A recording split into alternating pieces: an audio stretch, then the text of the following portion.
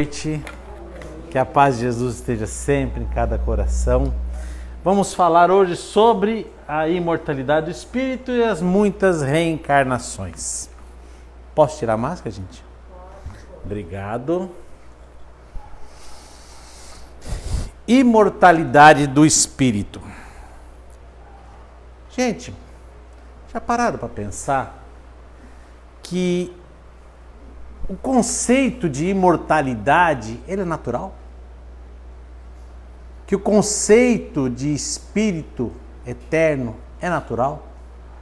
Por quê? Porque a gente, desde das mais antigas eras, a ideia de que a morte não é o fim de tudo é uma ideia comum e natural. Os povos da antiguidade, os homens da caverna, eles tinham essa ideia. Vamos começar de um pequeno ponto. É entendido que o homem está começando a desenvolver o seu pensamento abstrato quando ele começa a enterrar seus mortos e junto com os mortos, alguns utensílios. Por quê? Porque representa que o ser humano acha, sente, a palavra correta, que ali não é o final de tudo, que aquele que viveu vai continuar vivendo. E todas as crenças antigas, elas trabalham em cima de que a morte não é o fim, que o espírito vai para algum lugar. Nunca se teve, como hoje se tem, uma ideia clara de para onde esse espírito ia, mas que ele ia para algum lugar. Uma outra crença natural. Não sentimos que aqueles que partem, um dia vamos reencontrar?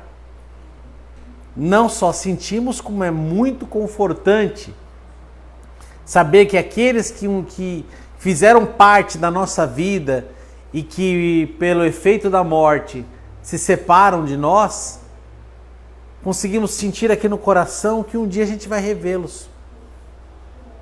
Crença natural. A natureza, ela é da ordem das leis de Deus. Tudo que Deus criou é lei natural.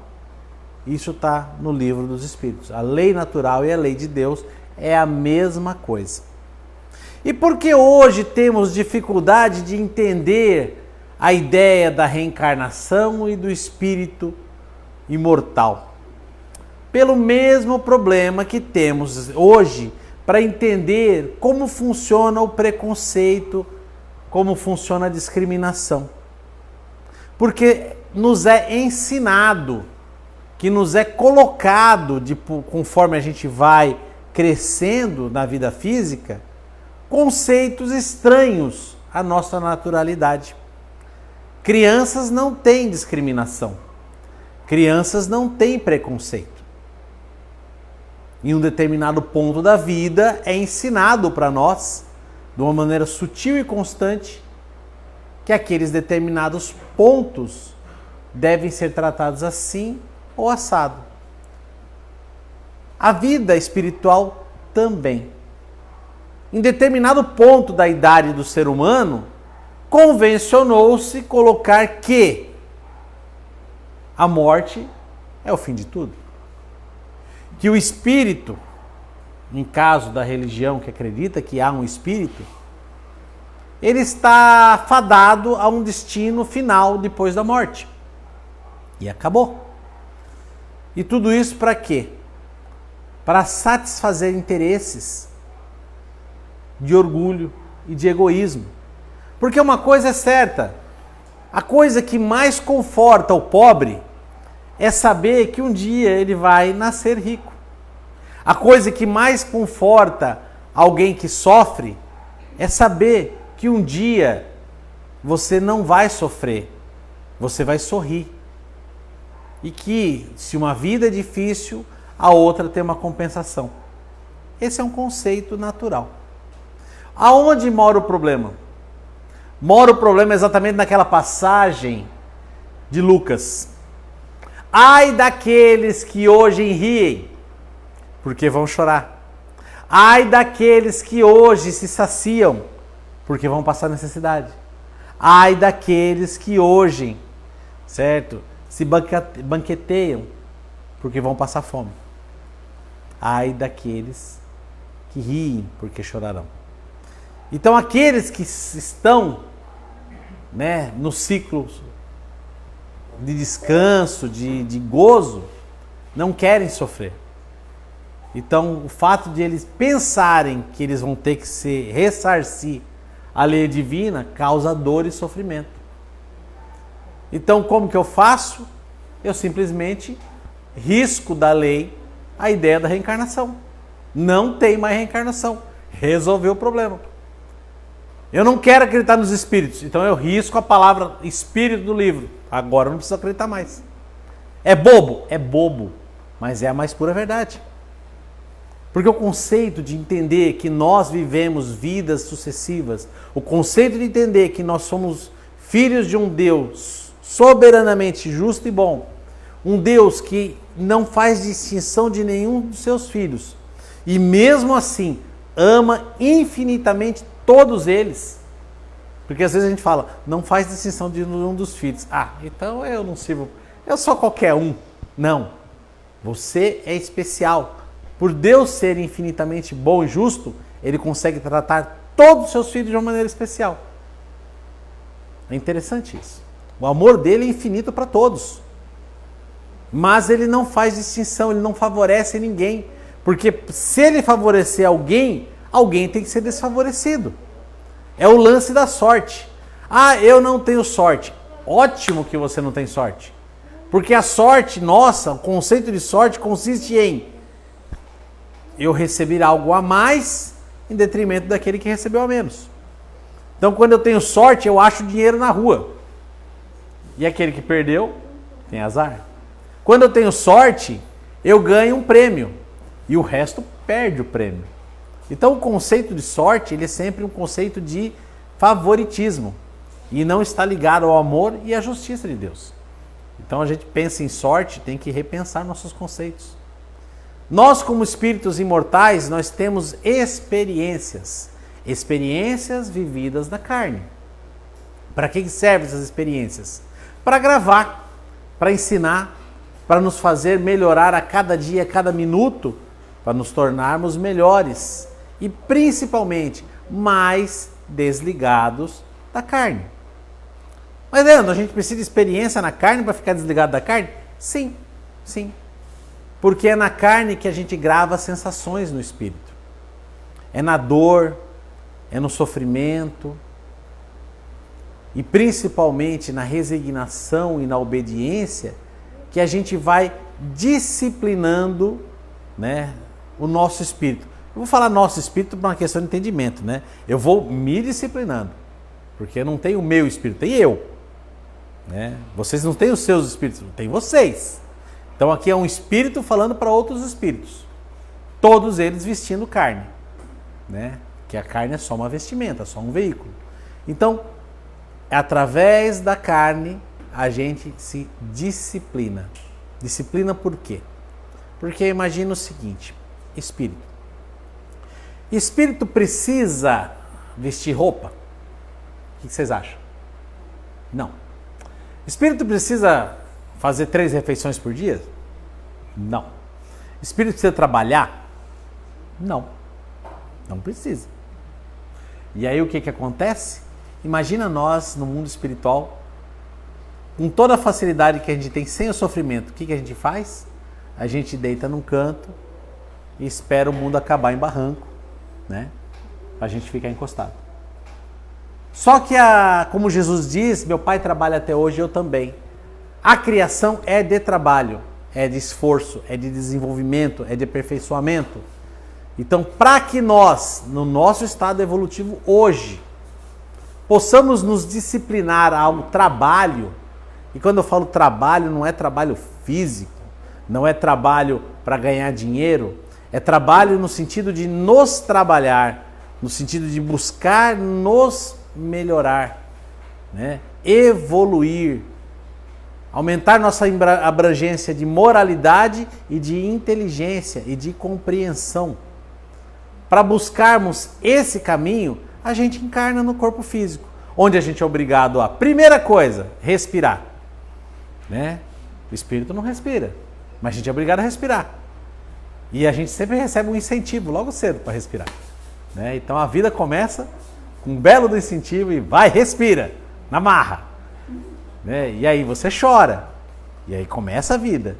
E aí lembra, aí vem a fome, e aí o esforço para aprender a comer, a mastigar, a entender, a se comunicar, a escutar. Eu falo que uma nova encarnação é um barato, porque a gente tem vários controles no nosso cérebro, só que a gente não sabe onde aperta, onde liga qualquer um. Você vê uma criança recém-nascida se mexendo, é um barato, porque ela não sabe se mexe o braço, se mexe a perna, é aquela coisa. Aí com o tempo você vai desenvolvendo e vai sabendo onde cada comando funciona. Uns conseguem desenvolver mais, aí consegue mexer uma orelha, né, levantar só uma sobrancelha, mas esse é um detalhe. Então a gente vai tomando forma nesse corpo e aprendendo a controlar as funções físicas. Mas mais do que as funções físicas, a gente vai aprendendo a controlar nossas funções emocionais.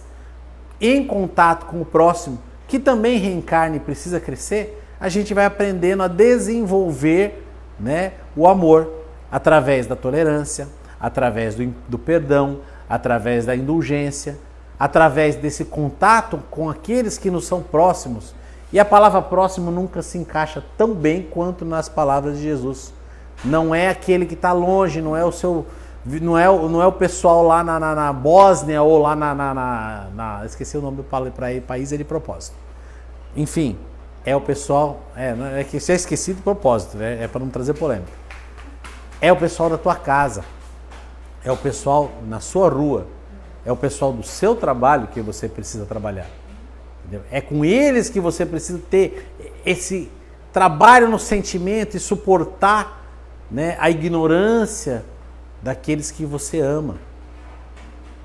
Porque a família, ela é essa construção de almas que se reencarnam, né? E geralmente se reencarnam nos mesmos papéis. Muitas vezes a gente entende que encarnações existem, então eu tive 10 encarnações, eu tenho 10 pais, 10 mães, 150 filhos. Não. Geralmente você tem a mesma mãe, o mesmo pai, os mesmos filhos. Alternam-se os papéis? Sim, ora são pais, o pai às vezes é mãe, a mãe às vezes é o filho, mas é o mesmo grupo familiar. Por quê? É com eles que a gente tem que trabalhar, e é com eles que a gente geralmente erra, e é com eles que a gente geralmente tem que ressarcir, e assim vai, né, passando-se os milênios. A encarnação não tem limites, o aprendizado não tem limite, o crescimento não tem limite, e o amor também não tem limite. Estamos aqui para aprender a desenvolver esse sentimento maravilhoso que é amar ao próximo. Entender cada um que está do nosso lado. Envolver com carinho e cuidado todos que precisam do nosso auxílio. E principalmente, entender que nada é por acaso. Se estamos onde estamos, com quem estamos, na hora que estamos, existe um motivo, e esse motivo não é castigo, né? É lapidação, é construção de um futuro melhor e principalmente uma oportunidade maravilhosa que nós almejamos para corrigir problemas que nós mesmos criamos. Todos aqueles, como diz Emmanuel, todos aqueles que convivem conosco e os defeitos nos perturbam, geralmente os defeitos quem criou foi nós. Nós mal acostumamos essas pessoas próximas e criamos neles vícios e defeitos que hoje vêm, né, no retorno a nós mesmos nos perturbar. E a gente fala, nossa, mas eu tenho que aguentar esse chato. Tem, você que criou ele chato. Então corrige esse sentimento e começa a amar ele e ensinar ele a ser melhor. Como? Através do seu exemplo. Porque ele só repercute em você porque tem em você também. Então o sentimento que a gente aprende com as encarnações sucessivas, o desenvolvimento que a gente tem através dessas experiências na carne, é uma prova inequívoca do grande amor de Deus. Só Ele para proporcionar momentos em que a gente vá aprendendo com os próprios erros, crescendo com as próprias atitudes, corrigindo os próprios defeitos, né? E tendo o próprio mérito de tudo isso. Porque o mais legal de ter livre-arbítrio é fazer as boas escolhas. De que adianta o livre-arbítrio se na hora da escolha o destino nos prende a um final que já está predeterminado? Não, temos o nosso livre-arbítrio para fazer boas escolhas. A única predeterminação que tem é que um dia todos nós seremos felizes. Agora, que dia? Isso está no meu livre-arbítrio. Pode ser logo ou pode esperar alguns milênios. Cabe a nós, né, começarmos a trabalhar hoje ou daqui a alguns milênios. Certo, gente? Desculpa o atraso. Eu peço mais uma vez desculpa. Agradeço mais uma vez a presença de estar aqui todo mundo, né, diante de vocês, que eu sempre aprendo bastante aqui. Agradeço a vibração de cada um. Tá? Muito obrigado. E nesse momento, falando em vibração, vamos vibrar por um mundo melhor. Vibrar intensamente pela paz. Não essa paz passiva, não essa paz inativa,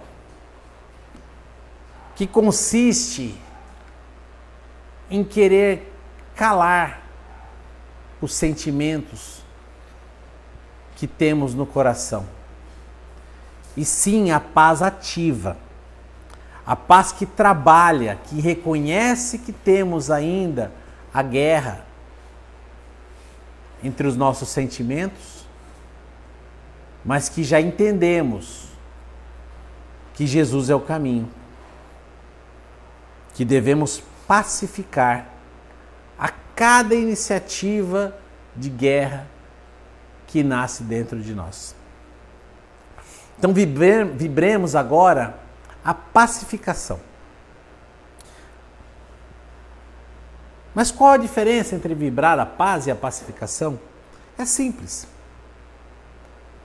Quando vibramos a pacificação, vibramos na frequência de calar toda crítica, de calar todo partidarismo, de calar toda opinião, todo palpite, toda vibração que nos afasta de Jesus, porque Jesus nos ama a todos, do jeito que somos, e busca a salvação de todos nós, através das nossas atitudes, dos nossos aprendizados, dos nossos erros e corrigenda dos erros. Então vibremos intensamente por esse mundo melhor. Vibremos intensamente pelo silêncio das palavras de conflito, dos sentimentos que afastam, os sentimentos que competem, os sentimentos que separam. Vibremos pela fraternidade, vibremos pela conciliação, vibremos pelo ceder, pelo abrir mão, pelo buscar o bem da maioria. Vibremos por um mundo melhor. E esse mundo melhor só será melhor se todos nós seguirmos os ensinamentos de Deus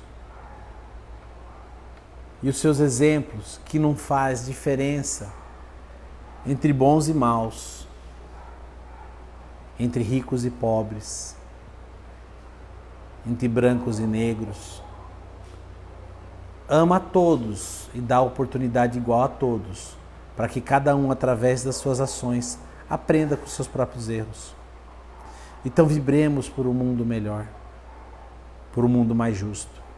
Vibremos por um país, pelo nosso país, com mais oportunidades, com mais cuidado a quem realmente necessita. Cuidado às pessoas vulneráveis. Vibremos por todas as religiões do mundo, que todas trabalhem realmente pelo resgate do ser humano, o resgate do sentimento, do amor, da fraternidade.